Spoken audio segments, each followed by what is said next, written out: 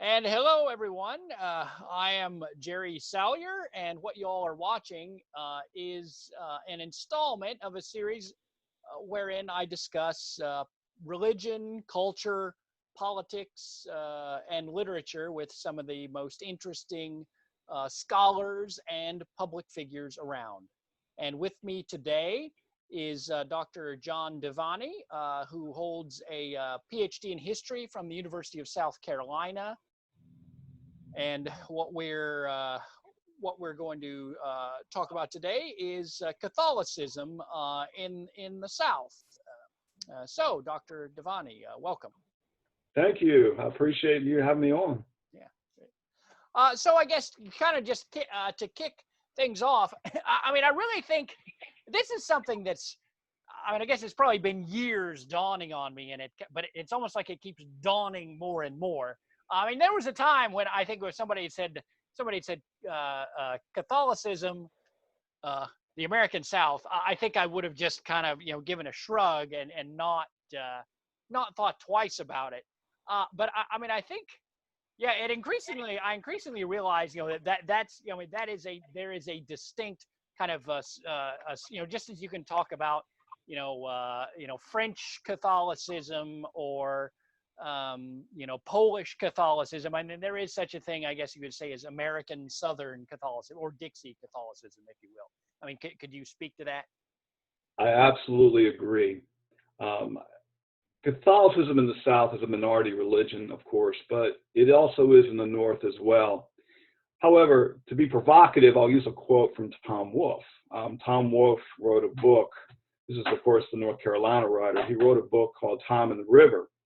And in part, it was based on his experiences attending the University of North Carolina, Chapel Hill, and then his later experiences attending Harvard. And when he was at Chapel Hill as a student there, he fell in with a number of Irish folks from the Raleigh area and the Tidewater regions of North Carolina. And he talked about them being wild, vibrant, lovers of life, the good, just hospitable, the best people that you could be around. And he was thinking, wonderful, I'm going to go to Boston. It's filled with Irish Catholics. I'm going to have that same exact experience. And then he gets up to Boston, and in the book, he fictionalizes the experience and talks about his main character boarding with the Murphys and how the Murphys were so unlike the Irish Catholics that he knew back in North Carolina. The Murphys had become cold, cruel, puritanical, utterly corrupt, secretive, and his character's mind was completely in cognitive dissonance. How can this be? We're talking about Irish folk, and we're talking about Catholics, and how do we have this major difference between Boston Catholics and the Catholics back in the Raleigh area? And what his character comes to the conclusion is that the Murphys, having lived in this urban area of Boston, surrounded by Puritanism, had pretty much the rural Catholicism of Ireland crushed out of them. And in order to survive, they had to become like the people whom they were surrounded with. And I had people in my family, because we're border Southerners from Maryland, and so my father was from Massachusetts originally. You see this in Kentucky as well. There's a lot of intermarriage into Ohio, Indiana, and whatnot.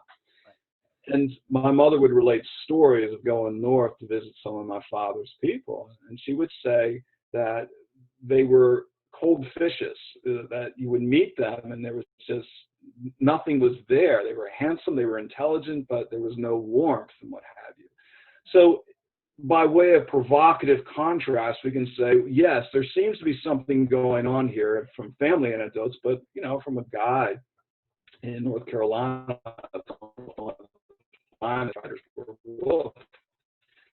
is saying it's rational.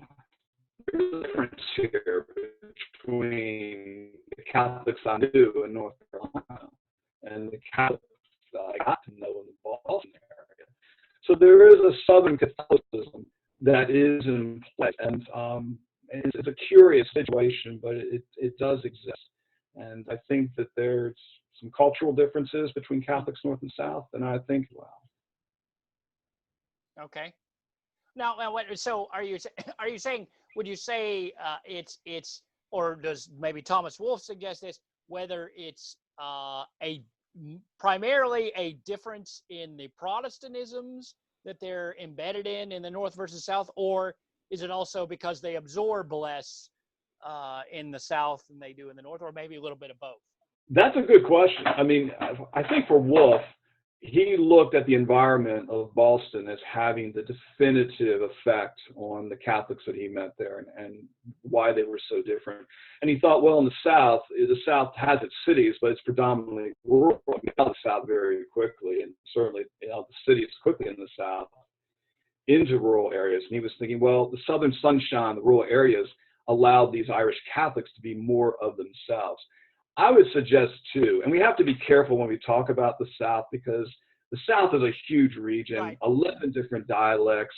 Right. Folks think of the South as, I don't know, they have some combination of the South Carolina Low Country and Mississippi in mind, and that's about all they get to. Right.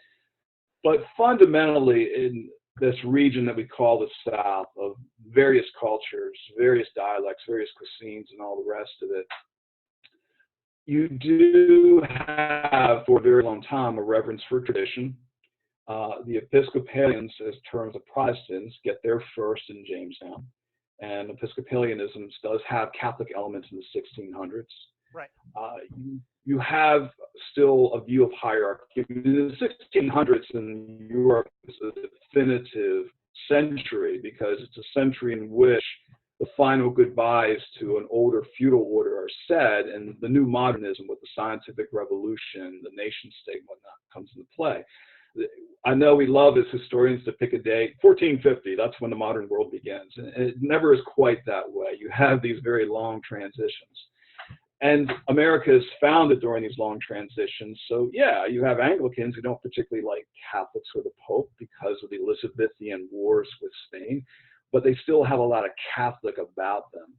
A good example, George Mason's people, for instance, they were involved in the attempts to restore the Stuarts to the throne, I believe in 1659. Yeah. Some of these Masons were Catholics, some of George Mason's people were.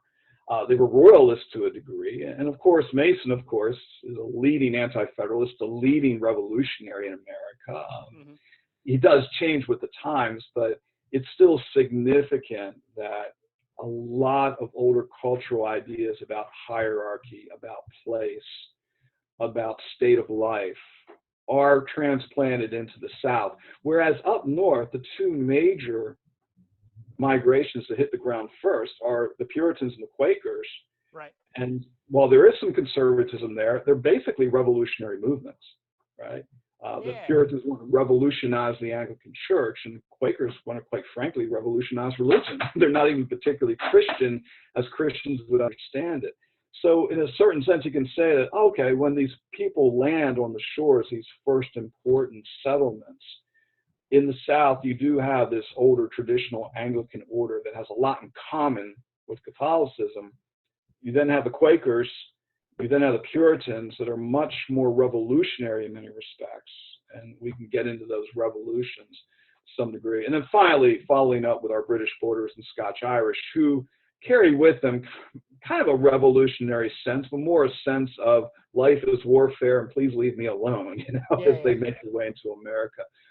So in many areas of the South, there's fertile ground for Catholicism. And what does occur in the antebellum era is, if you look at it on a per capita basis, Catholics were able to establish things like libraries, schools, seminaries in much larger per capita numbers than their fellow Catholics up in the North were able to do. So we don't have convents being burned in the antebellum period in the South as they were in Boston. We have Catholic institutions in South Carolina, schools and convents being incorporated with legal recognition by the legislatures. Don't get me wrong, it wasn't all peace and light. And one of the good things that Alan does in his book is he mentions the tensions. And he probably puts more of an emphasis on the tensions than I do. I probably put more of an emphasis on the cooperation. Sure. You have far more instances of cooperation and harmony between Catholics and Protestants south of the Mason-Dixon line than you do north of it. Yes. I doubt there's many people, whatever their, bent of historians who would argue with that. I mean, I think that's right. I mean, my impression is everybody agrees. I mean, if they've actually looked at it. Oh, I think you're right. What I've noticed, Jerry, when I did this article for St. Austin Review on Catholicism in the Old South, and I was reviewing the literature, there had been some really interesting literature of late, and that is the consensus, is that tensions there are, debates there are, but the reality was Catholics were very much an accepted part of the South. They had their own institutions. Protestants often attended Catholic schools, often even attended a seminary from time to time. You had some prominent conversions that did occur from time to time as well. Right. So particularly in the urban areas, this was the case because Catholicism in the South is predominantly an urban phenomenon. That's what makes Gone with the Wind such an interesting story, because you have this rural Catholic family on a plantation, which is interesting because that would have been somewhat unusual outside of Maryland or Louisiana or parts of Virginia. But nevertheless, it does happen. The most Catholics we experienced would have been Charleston, Baltimore, or would have been Savannah or New Orleans, of course, and the larger cities. And oftentimes they were everywhere to be seen in every class. They would be in the professional class, in government. They would also be the working class guys on the docks. And for instance, in New Orleans, a lot of the Irish Catholics were dock workers and things of this nature. So they had a presence. They were an accepted presence in the South, and they were definitely saw themselves as patriotic. They took an active part in the politics and the social discussions of the South and its intellectual life as well. Something that was not the case in what we might term as the more ghettoized experience of Catholics from Philadelphia North. Okay, yeah, well, that's I never thought of it. Yeah, I think that's a good way of putting it. That I mean, there were certainly were Catholics in the North, but they were in the ghetto, whereas in the South, they were. I mean, that not again, as you say, not that they always got along with everybody, but they were not in a ghetto. They were out in the public square.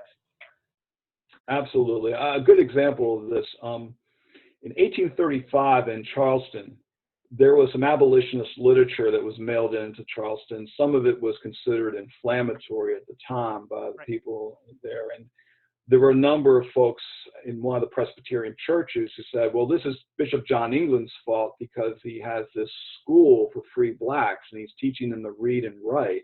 Mm-hmm. And what we got to do is we got to go down and burn down that church. And this kind of thing did happen in the North. And what was fascinating was the response when rumor went around that they're going to try to burn the cathedral. You had some of the most leading citizens, the Haynes and the Hamiltons, for instance, coming out to defend the Catholic Church.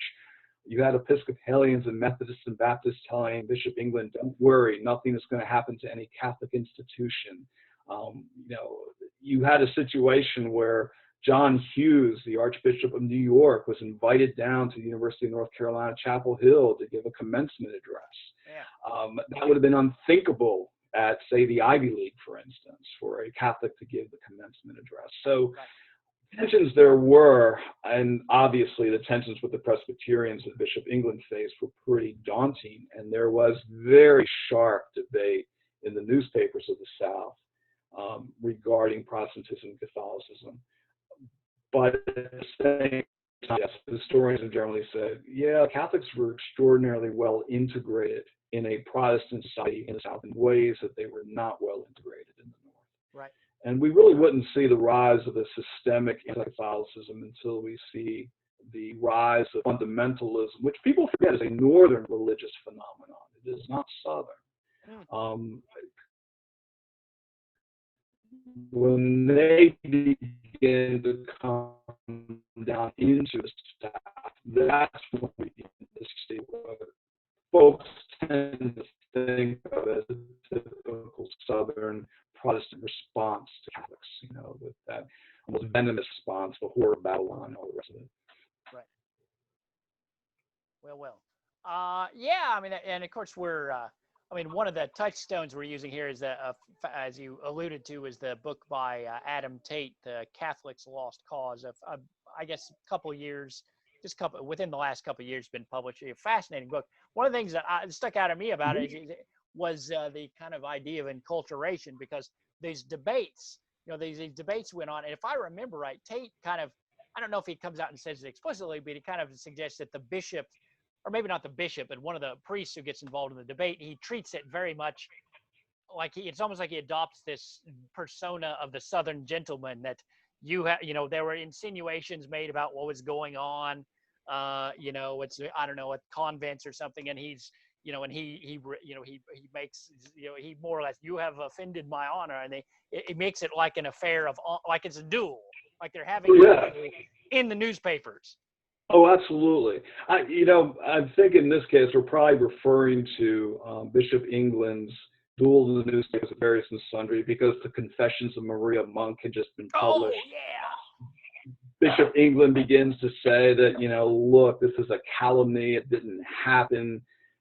Bishop England is also Irish, and the Irish can be touchy about honor as well. So the Irish get along in the South very well. It's natural. It is.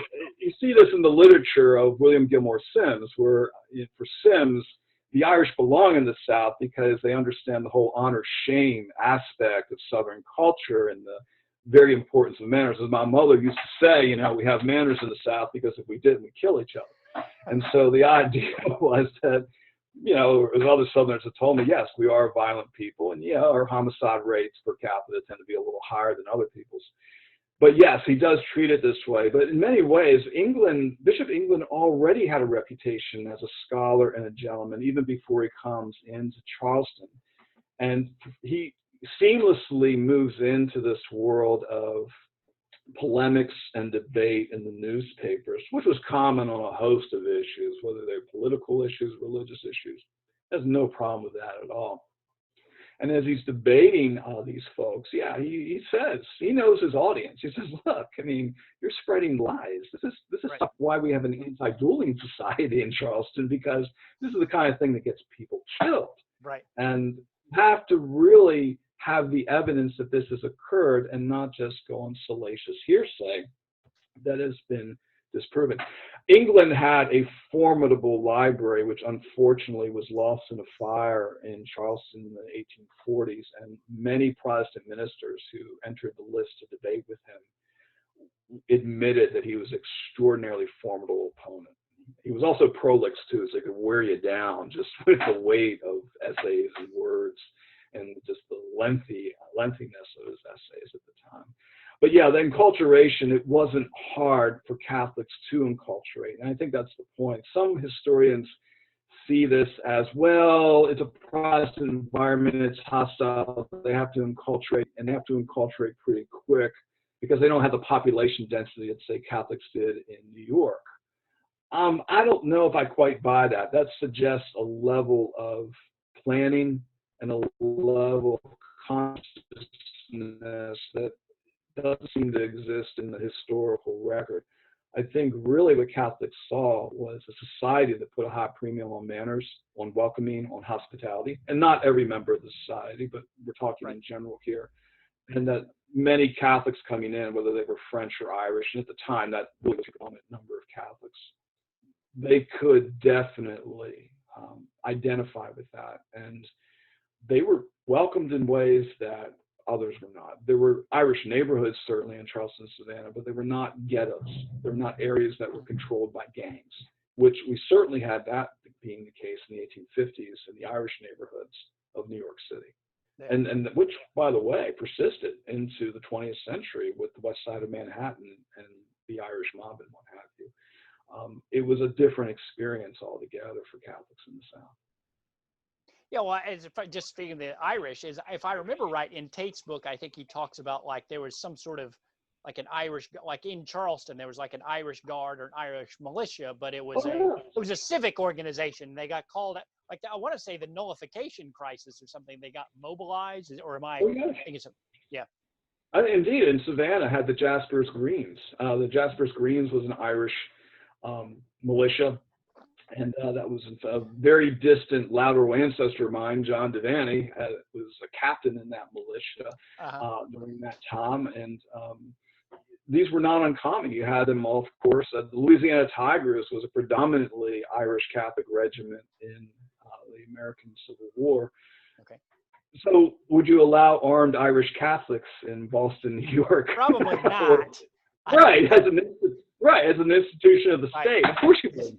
You know, I mean, and those were very, very significant differences that people forget in that respect. And no, the Irish played a very prominent role in Southern culture, probably an outsized role given the smallest of their population, and other Catholics did as well. The French Catholics had as much to do with the you might call it the Caribbeanization of Charleston culture as the French Huguenots did, because you had all these planters from West Indies that moved over. The French and the Spanish obviously had enormous cultural influence in Florida and in Louisiana. And the first religious services said by Europeans in the South were Catholic masses. The French and the Spanish in South Carolina, in Florida, Louisiana, and of course the English Catholics in Maryland at the time. Right. So, that's kind of the first Christian services were Catholic masses, which is an important thing as well. So historians have done good work on this and have corrected some of the ideas where I think earlier historians had thought, well, probably what's going on with Catholics in the South is a mini version of what happened up north in the cities. And then good work has been done to suggest that, it really wasn't that way at all. In Louisiana, for instance, the Ursuline convent down there that had a school, they were able to integrate their school and basically said, we know there's a caste system based on race in Louisiana, but we're going to ignore it in our school. And the city authorities were like, okay, because there's this old Southern thing in many areas of the South where there's the law and then there's kind of what we do. And, what we do is more important than the law in many instances. Yeah. So this is a curious thing. I do think going back to this, I think what Tate did a great job of showing, what Adam did in his book was to say that if you look at the Roman Catholic experience, particularly in South Carolina, what some consider among the most southern of southern states, they really are well integrated, culturally included. They're as much a part of the landscape as palmetto trees. They're just very much included in that. Yeah, and what? Oh, sorry. Go ahead. No, I was going to ask you if, from your perspective in Kentucky, because you live in Louisville, just south of you is Maryland Catholic land, right? All these Maryland Catholics came out in Bardstown and whatnot. Bourbon is, at least the bourbons from your part of the country have a lot of rye content in them, which of course is a very Maryland thing. We prefer at least 40% rye in our bourbon. Yeah. Does this resonate with Kentucky Catholics as well? Well, I do think in this region, the place you're talking about, this is something I guess I discovered. I don't know how many years ago I kind of discovered that there was actually a part of Kentucky which is, Catholicism is actually, is in fact, I mean, whatever, it's, it is what it is. And I mean, it's good that, it's obviously, I'm glad to see it anywhere, but it's striking to find it like, no, this goes all the way back to the settlement. It's actually referred to, I don't know if the term has ever passed out of the state, but it's referred to as the Kentucky Holy Land. So these three counties that again that were settled by Maryland settlers. And what is it, Basil Hayden, one of the more interesting figures. He seems to be an interesting historical character from what I understand. I don't know if you. No, unfortunately, I don't. I mean, it's just awful because I'm, the descendant of many Maryland English Catholics and Irish Catholics on my mother's side, and I don't know their history as well, or the migration of these Catholics out of southern Maryland over into Kentucky, which has always fascinated me, but I actually have not looked into it. I do know that in Maryland, which was fascinating about the state of Maryland, or the colony when it was founded, while they're doing the plantation thing slowly but surely in the 1600s in Virginia, Catholic Marylanders come in with their Protestant indentured servants. They're already outnumbered by them, but they're going to try to set up a manor system, right? They're going to actually have a manor system with tenants on the manor, Catholic chapel at the manor house, it's the almost more sure replication of English country life. Yeah. And this is kind of an interesting thing with Maryland Catholics, was that initial group, isn't urbanized, right? They don't settle in cities. They settle essentially on manors, later plantations throughout southern Maryland. And that was really their experience, was this, how closely can we replicate the life of Catholics in the north and the south of England, where many of these people came from, which is kind of interesting. And then of course they engage in those long migrations, as do Virginians, into Kentucky, later into Missouri, and so forth. The folks that are always on the move. It's a curious phenomenon in that respect, because even when you talk about Catholics in the South, the experience of Maryland English Catholics in St. Mary's County, Charles County, Culver County, is so different than Catholics and Spanish Catholics and Creoles in New Orleans, because there's the nationalities makes it a different experience in that respect. So it's hard. I mean, I know today we like to talk about the South as this unified thing. It's probably more easy to talk about New England that way, because they're much more compact up there. And I know New Englanders get on me when I talk about New England as being a it's all the same. Massachusetts, Vermont, but really, New Hampshire. But the reality is, I'm joking. Exactly. And from my perspective, it's like, well, you all have a better chance of having a unitary culture than we do, because we cover a good, if not one half of the continent.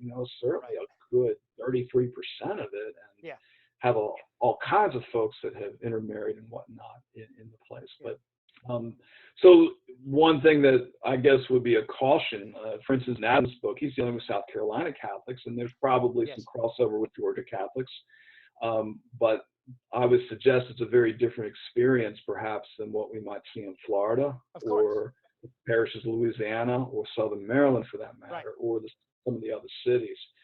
Which means that for historians, there's a lot more work to be done on this. In effect, there's a book that could be written on each one of these, like, Catholicism in Maryland, Catholicism in Louisiana, and so on.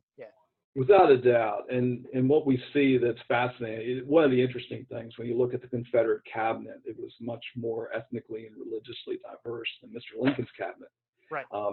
Which always is one of those things that throws you off, but you had the first Catholic in a presidential cabinet on the continent. This, of course, was John Reagan, the Postmaster General, who, by the way, I didn't know this, but apparently the Postmaster's office ran a surplus throughout all of his existence during the life of the Confederacy.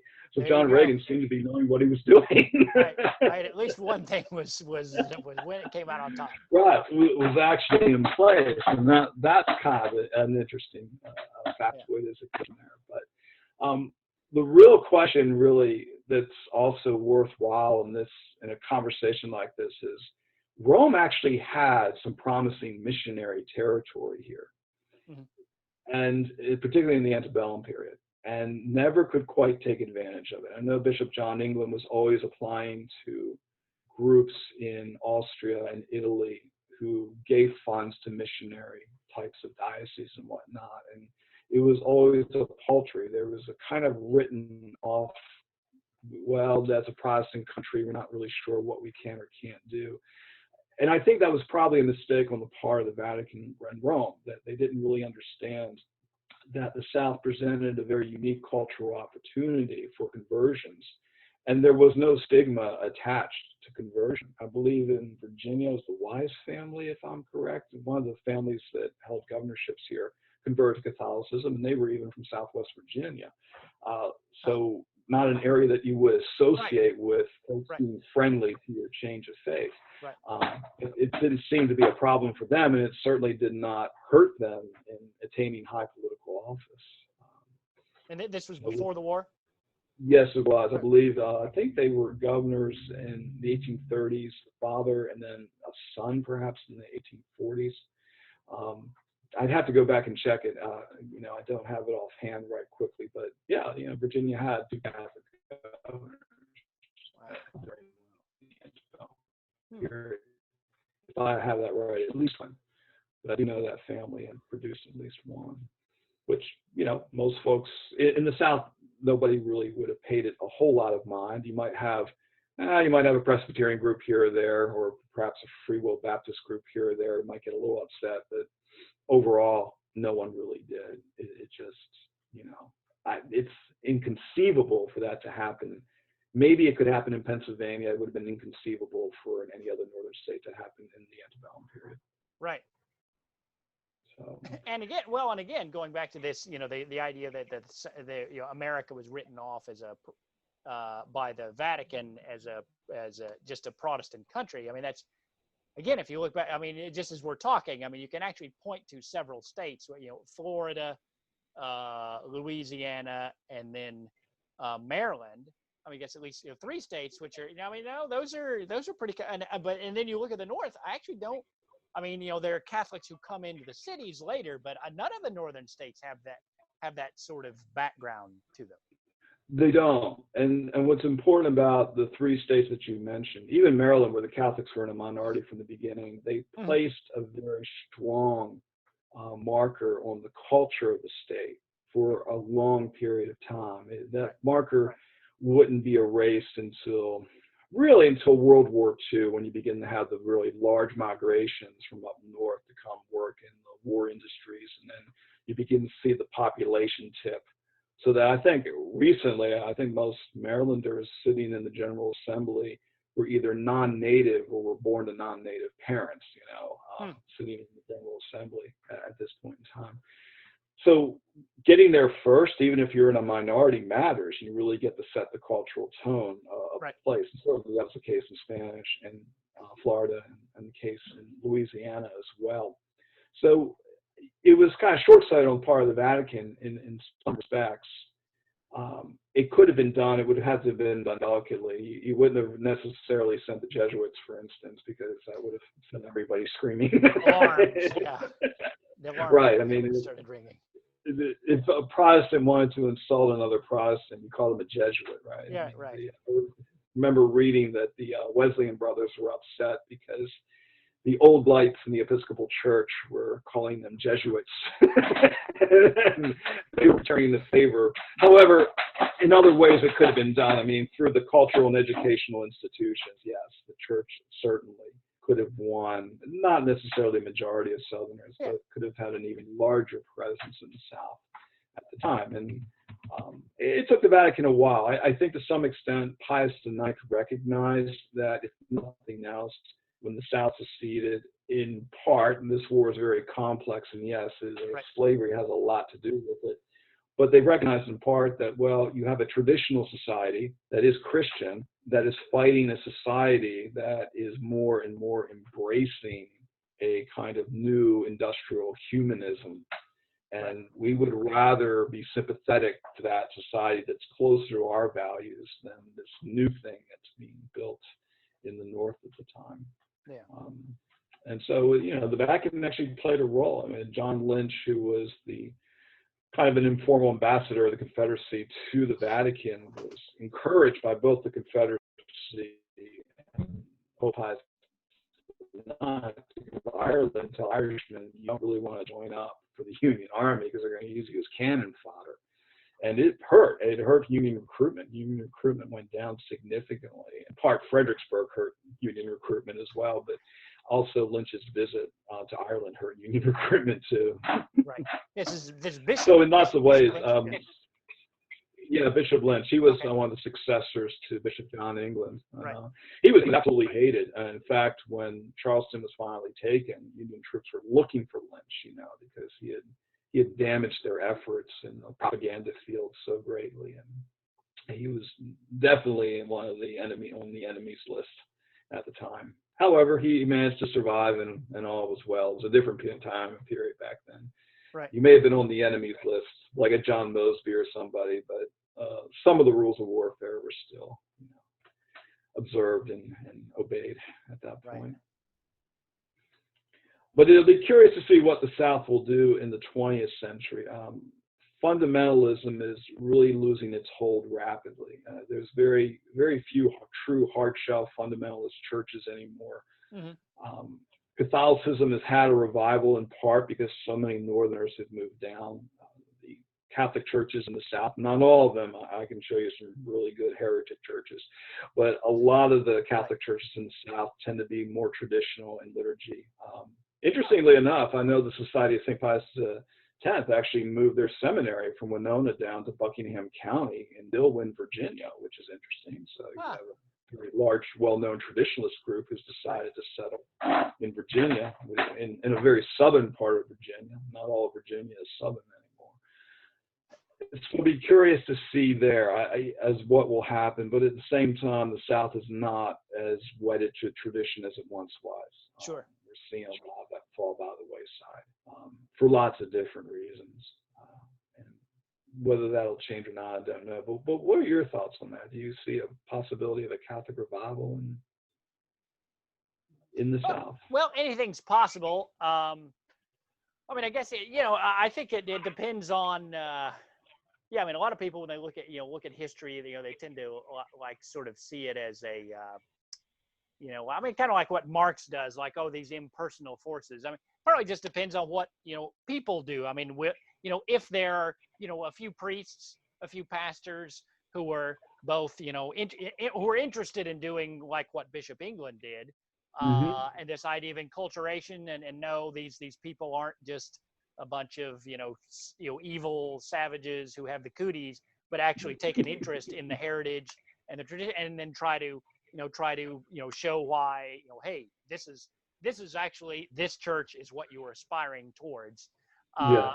That could certainly happen. Now the question of if you have a critical mass of pastors and Catholic leaders who are willing to do that, and that's the question: are they willing to do that? So. Yeah, and that's an important question. I mean, right now, the new ecumenism seems to argue against that. Yeah. Even if it's done on a very subtle level. That's going to be an interesting question. I know right now the Catholic Church in general has a lot of issues on the plate just on the administrative end. And Yeah. You've got a number of dioceses that are getting hit with RICO lawsuits. Right. Your generation gives the most money, the boomer generation, has now been hit with 2 stock market crashes, so probably a third not far behind, and they're getting older and they need that money. And what's fascinating to me, millennials, for instance, when you look at millennials in Catholic doctrines and dogmas, but they'll still identify as Catholic, millennials will say, well, no, I really don't agree with this, so no, I guess I'm really not Catholic. So the future of the church, even from the dollars and cents perspective, is bleak, with still these RICO suits coming in play. And it's kind of interesting how the hierarchy today, what their priorities seem to be, which seems to be more and more, what is it that the state wants us to do? We will do whatever the government wants us to do, Yeah. which I find to be extraordinarily un-Catholic. So much for there are 2 powers, the throne and the altar. Yeah. It's really curious. So I don't necessarily see a church whose leadership, and there are noble exceptions, engaging in that activity necessarily able to spark the individuals or lead any kind of efforts that would suggest that, let's talk about how Catholicism is the truest and most sure road to personal sanctity, and how so badly it's needed, because it will not only bring sanctity to individuals, it can sanctify the culture. It can make this thing more of what it's supposed to be in the eyes of God. I don't know of any bishop who thinks like that at the moment. Yeah. And I don't know many, but I can't name a one. Right. So I'm not really sure where they're going to go with this type of thing. I think right now they're worried about the accounting ledgers and the legal battles that are looming up ahead of them. Yeah. Yeah, and what's sad is, I mean, the fact that in the South, at least, I mean, if people want, I mean, to a certain extent, I mean, not to open as a whole nother discussion, but like the whole, post, 1960s, again, the liturgy and this and that. I mean, it's really, in some ways, an attempt to imitate Protestantism. And in the South, I mean, if they want Protestantism, they can get real Protestantism. And more like something, there's all kinds of things available. And like, why don't you try to do what you do and do that instead of trying to do something that somebody else does, probably better. No, it's an excellent point. Outstanding point. You're going to get far more variety and richness and depth in the Protestant experience than a Catholic trying to be Protestant. Right. However, there are churches in Raleigh that I'm aware of. There are churches in Winston-Salem, for instance, in North Carolina. Some churches in Columbia, South Carolina, who try to do that. I mean, you go in them and you might as well be in, either a Presbyterian Church, United States of America. There's really no distinction Right. in those cases. And I know this is not just a Southern phenomenon, that you find it in many places. Right. Some of this may be dependent on how enculturated many of the Northerners moving down into the South become. Will they become Southerners? Will their children become Southerners? And it may happen. I mean, it happened in the antebellum era. A lot of the folks who moved south took the South to heart and became Southerners. Yeah. We'll see if that happens now. Because I know that in the upcountry, South Carolina, where I lived for about 20 years, you actually had essentially what we refer to as Yankee neighborhoods. I mean, there was on the east side of Greenville, you had these new developments that were pretty much people who moved down from up north. And they went to a certain Catholic church, and they didn't mix a whole lot. On the other hand, they would oftentimes vote for the most conservative candidate for local office or for state office in those cases. Right. So I guess where it's probably a little too early to tell what will happen and where it will go. But the South also has the problem too that it's secularizing slower than the rest of the United States. And thank the Lord, the United States is secularizing a little slower than the rest of the Western world. Right. But it is secularizing. A good example on the Protestant end of this, in South Carolina, typically your Baptist church, which is dominant there, is your red brick structure with the classic columns. It looks like a courthouse, right? You go in, very typical traditional structure with a little sanctuary, the Bible, the podium, a place for the choir. And we had a little church by us known Rock Creek, which had a very conservative pastor, and it had this type of thing. So they were growing. They built a new church. Well, they built a new church that was not unlike the churches that you and I have seen in the Catholic Church. It was a tent, circus tent church, right? Brick circus church with televisions all lined around it. And suddenly, even the Protestants were worshiping themselves, just like the Catholics were in their churches and around. So the South is not, I want to just make that point, the South is not immune. Even the Baptists, conservative Baptists, are not immune from these forces of modernism and secularization and the rest of it. So it'll be interesting to see what happens. I know good friends of mine who teach at Liberty University that I went to graduate school with, they're hoping that there will be another revival of some sort among Protestants to go back to the fundamentals, to get away from the programs and what have you. I'm not sure that's going to happen. I'm really not sure. And as far as Catholicism goes, among Southern churchmen, it's kind of a debate, right? I do know some converts in the South who converted in part because the Vatican II church seemed more like what they knew liturgically and what have you than if the church had not made those changes. That was a minority. I've known some others who said, well, actually, no, I went to a Latin Mass and decided I need to become a Catholic. It's definitely a situation in flux, but I do think that the South is also, at this current time as we're speaking, it's just as vulnerable to the forces of secularization as any other region. Of course, yeah. There's no magic defense screen. When you say about one of the things that I guess would be something to be optimistic about, that's neither the Latin Mass nor the sort of the Novus Ordo, the Ordinariate. I don't know if they're if it's where they use the English. Yes. Like what the old like that's I know that's in I mean I don't think I've ever actually been to one of their masses, but I know they do one in Louisville. And I could see something like that be, somebody who, they might find Latin to be kind of weird and foreign or whatever, but, the Ordinariate, I mean, that's using language. I mean, that sounds like the King James Bible, that kind of Elizabethan English. So, I don't know. That could be like a something positive. I mean, I guess we'll just see. I know in Columbia, we attended a church. The Ordinariate had not yet been erected, but we attended a church that still used Anglican usage, Hmm. as it said the Roman Rite, Right. because it's about the only church where you could actually, God was God and you were not. Other churches seem to be God, Catholic or Right. Protestant at Right. the time. And a lot of conservative Christians were very attracted. I know in Charleston there is a large ordinariate following. I think in Greenville there might be a small mission that's attached to one of the churches that does this. But yeah, but it's not going to appeal to a Methodist or a Presbyterian necessarily, unless they begin to discover a very strong liturgical bent. But what's happening to those churches, the United Methodist Church is ironically on the verge of civil war at the moment. In fact, the liberal wing is trying to buy out the conservatives from the South and tell them if we give you money, we go away. And Please secede. We'll pay you to secede. you're right. The Presbyterian Church, exactly, yes, pay you to secede, exactly. And the Presbyterian Church has been a mess for a long time. I mean, Associate Reformed Presbyterians in the South have far more in common with Catholics than they do with members of the Presbyterian Church in the United States of America. This is just Sure. the case. Right. So it really is a situation unlike any other that we've seen, where much of this is in flux. I'll make a parallel with country music.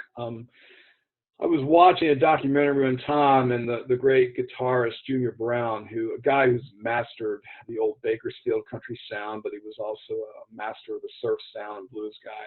He had taught guitar to a lot of really good guitarists over the years. He was asked about country music. He said, well, the country music of the 70s and then the 90s, traditional revival, do you think it will ever come back? And he said, no, because we don't have the culture that will support it. So we're kind of left with redneck rap and redneck rock, right, because we don't have that culture anymore. And I think that's kind of the danger. Religion and culture go hand in hand. One right. influences the other, of course. And one of the things that I noticed in the South, generations of very devout Baptists had children who still believed in God. Some of them may have been ministers, but as you went down the ages of the children, the younger the children got, the more secularized they were. They would still talk about God and Jesus, but they weren't necessarily, I don't know if a Baptist practices their faith, but they were not churched, so to speak. And their children, Yes, especially the youngers, are completely uninterested. I think I know what you're talking about. I mean, it's analogous. I think everybody knows about like laxed Catholics as well. People who, they might, they might get married in a church, or they might, oh, it's Christmas, we should go to church, or not. But that's pretty much it. Yes, indeed. What was that? I knew a pastor one time who referred to them as the flower children. They came when you put the flowers out on the altar, and then you could show up for mass. Right. Or they would show up for Palm Sunday because the church was giving out palms for free, and they had to get one. It's kind of neat, yeah. It's a really tough thing. I mean, one thing the South used to really understand religiously, and this is why Catholicism at least had a home in the South, even if at times somebody might, throw a rock at your door, but they did have a home in the South. When you read through the Bible theme is actually pretty simple. The whole Old Testament it's really not even about that we don't love God enough. It's that we're unjust to God. Iniquity is the word that's commonly used in both the Douay-Rheims and the King James Version. We're iniquitous, we're iniquitous, we're iniquitous. Whether it's the law, the prophets, that's the charge. We're being unjust to God. And then Christ, of course, makes up for this in his great sacrifice. This will satisfy the justice of God. Now we have grace opened up to us, we can become sanctified. The South really understood this, even if they were churched or unchurched, because what many people don't realize about the antebellum South, it's religious, but the rural South was unchurched. You had large numbers of people, and historians argue whether it was a plurality or a majority, but large numbers of people who were not members of any church, but they did have a Bible in their house. They read it, and they did pray regularly. We know this from their journals and diaries and such. Right. And there was that view that, yes, we have committed these iniquities. We are in need of a Savior. Let us move on. And I would have to say that right now, this is a problem both for Catholics and Protestants worldwide, but it's also a problem in the South. Do we still understand how gravely offensive sin is?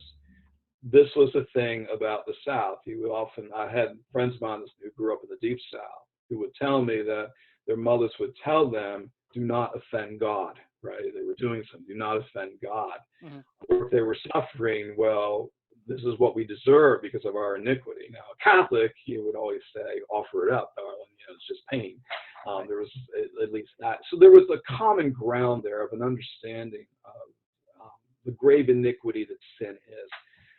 That's a danger today throughout the world, and it's unfortunate that the South, who held on to that understanding of the relationship with God, that understanding is much weaker among the younger generation, and that causes all kinds of problems, right? Because then, if my sin is not offensive and is not iniquitous, well, your culture is going to change, isn't it? Because your behavior just changed, right? And to me, that would be the sad thing. Now, I am hopeful in the South because as you go through the small towns and whatnot, you can still find folks who have an understanding that God's ways are not man's ways, and they understand the idea of the problem, the mystery of iniquity, as a pastor of mine down south used to call it. So there's still hope, but again, I guess the tendency has always been, well, the South is the place where religion still lives. Yeah, that was probably true up into the 1990s, but the South is succumbing, unfortunately, as well. And as you made the good point, we're going to have to see leaders. We're going to have to see leadership come in and reorient this and reorient it in the right way. We'll have to see if that happens. We'll have to see if that happens. But I do think the South will still remain a much more welcoming place for, as they put it, people of faith, whether they're Protestant or Catholic, in ways that, say, New York City wouldn't necessarily, or perhaps Seattle, or perhaps Minneapolis, or some right. And some places very, very unwelcoming. Yes, and other places in the United States where it's kind of curious, but we'll see what happens with that. It's God's dice are always loaded, and it'll be curious to see what God has in mind for all that. Yeah. All right. Well, on that note, I think we'll just that's a good denouement for our discussion. And Dr. Devanny, I'd like to thank you. Thank you for talking with us. Well, thank you so much for having me. I appreciate it. It's been a lovely time. Pleasure meeting you. Yes. And I've really enjoyed the hour very much. Yes. All right. Take care now. All right. Thank you. And I'd like to thank all my viewers and encourage them to subscribe to my channel if you are so inclined. Thank you.